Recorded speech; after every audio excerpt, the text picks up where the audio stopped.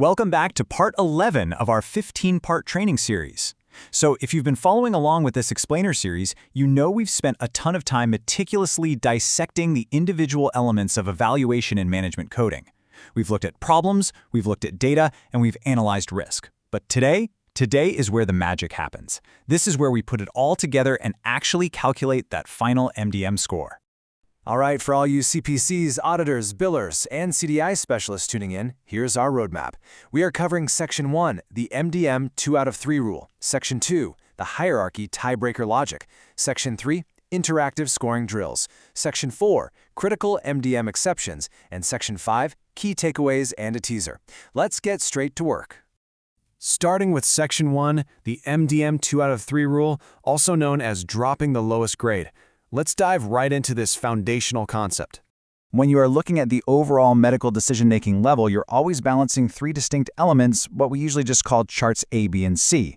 You've got chart A for problems, chart B for data, and chart C for risk. The absolute golden rule here, the non-negotiable standard, is that you must meet or exceed the requirements in at least 2 of these 3 elements to secure your overall level. Think of it exactly like a generous college professor dropping your lowest quiz grade at the end of the semester. You only need to satisfy the requirements for any 2 of the 3 charts to lock in your final code. To make this perfectly repeatable every single time you audit a chart, I want you to adopt this 3-step operational mindset. Step 1, score all 3 elements totally independently. Don't let a high problem complexity bias how you look at the data, right? Step 2, identify the 2 highest tiers you've achieved. And Step 3, completely ignore and drop the lowest element. Just let it fall right off the scorecard. Let's look at how this plays out mathematically on a standard calculation scorecard. Imagine you're auditing a note right now. You evaluate chart A, the problems, and boom, they meet the moderate threshold.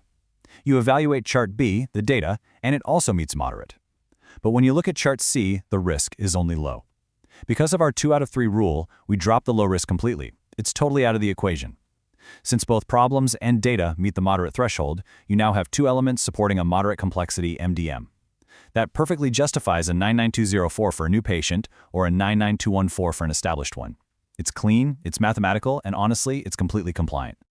Okay, moving to Section 2, hierarchy tiebreaker logic, or the 3-way split. Let's see what happens when the charts don't perfectly align.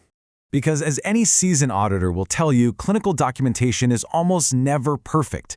You will inevitably audit a chart where the 3 elements point in completely different directions, creating this really confusing 3-way split. Imagine you score a chart and you end up with 1 low, 1 moderate, and 1 high element. You can't just drop the lowest and have 2 matching elements left. So what do? How do we resolve this without just guessing? To resolve this tension, we apply the tiebreaker rule, which is built directly into the MDM hierarchy logic. Listen closely to this. When you have 3 completely different scores, the middle tier always wins. It really is that simple. You don't try to average them out, you definitely don't default to the highest, and you don't punish the provider by dropping down to the lowest. The middle tier perfectly satisfies that meets or exceeds requirement. It's super interesting when you see how visually clear this logic becomes on a scorecard. Let's say problems are low, data is moderate, and risk is high. Apply the rule, we need 2 elements to meet or exceed a certain level. Does this chart have 2 elements that meet or exceed high? No, only risk does. Okay, does the chart have 2 elements that meet or exceed moderate? Actually, yes. Data is moderate and risk exceeds moderate by being high. Therefore, we meet moderate. Does it meet low? Yes, all 3 easily meet or exceed low. But remember, we want the highest level supported by 2 elements. So, moderate becomes your final level, pointing us again right to a 99204 or 99214. The middle tier just naturally satisfies the formula. Section 3, interactive scoring drills. It is time to put on your auditor hats. Let's shift from passive learning to active recall and see how well you apply this on the fly. All right, calculate this raw chart data in your head. You've got a new patient in the office. You review the note and find that the problems addressed are low complexity, the data to reviewed is minimal, practically non-existent, but the risk of complications is moderate. Take a second, apply the 2 out of 3 rule. Where did this CPT code land? So what did you get? Let's walk through the rationale together. Following our steps, we identify the lowest score, which is the minimal data. We drop it. Gone. That leaves us with low problems and moderate risk. Since moderate exceeds low, we have 2 elements that meet or exceed that low threshold. Therefore, we meet the requirement for a low MDM, bringing us securely to CPT code 99203 for a new patient. Let's try one more. This time, an established patient scenario pulled directly from typical provider notes. The patient has at least one chronic illness with an exacerbation, which, right off the bat, we know scores as moderate for Chart A. However, the provider didn't need to order or review any labs or tests, so Chart B is minimal or none. But, to manage the exacerbation, the provider adjusts the patient's insulin dosage, qualifying as prescription drug management. That gives us moderate risk on Chart C. So what is your final MDM and CPT? This is such a great example because it brilliantly illustrates how dropping the zero data score allows the other elements to really shine. We drop the minimal data score entirely. That leaves us with a moderate problem and a moderate risk. Look at that, we have our two elements. They perfectly justify a moderate complexity medical decision-making level. For an established patient, this translates directly to a level 4 visit or CPT code 99214. It just goes to show that a provider doesn't have to order a mountain of labs to hit a level 4 as long as the clinical problem and the risks support it. Moving on to Section 4, critical MDM exceptions, or where the rules don't apply. Because even the most golden coding rules have their boundaries. The absolute crucial point here is that you should never apply these MDM calculation matrices to specific low-level encounters.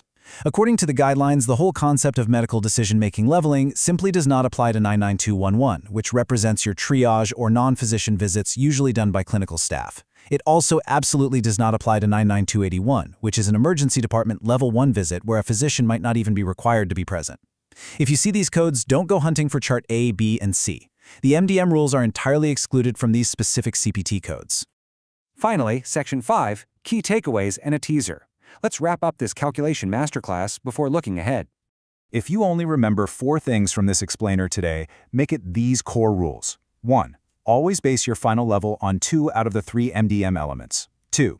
In practice, this just means scoring all 3 and dropping your lowest grade. 3. If you hit that dreaded 3-way split where you have low, moderate, and high, just relax, let the hierarchy tiebreaker logic do the work, and remember the middle tier always wins. And 4. Always maintain your compliance boundaries. MDM does not apply to 99211 or 99281. So up to this point, we have been laser-focused on leveling based purely on clinical complexity. But what happens when time actually trumps complexity in your E&M leveling? What activities legally count toward that time, and which ones will get you into serious trouble during an audit? We are tackling exactly that in Part 12 of this series. You really won't want to miss how time-based rules can sometimes offer a completely different, totally compliant pathway to accurate reimbursement. Thank you so much for joining me today. Keep practicing those scoring drills and trust the math of the matrices. But ask yourself this, when it comes to EMM leveling, will time-based billing be your compliance savior or your biggest audit risk? We'll find out in Part 12. Until then, decode healthcare with Harshal.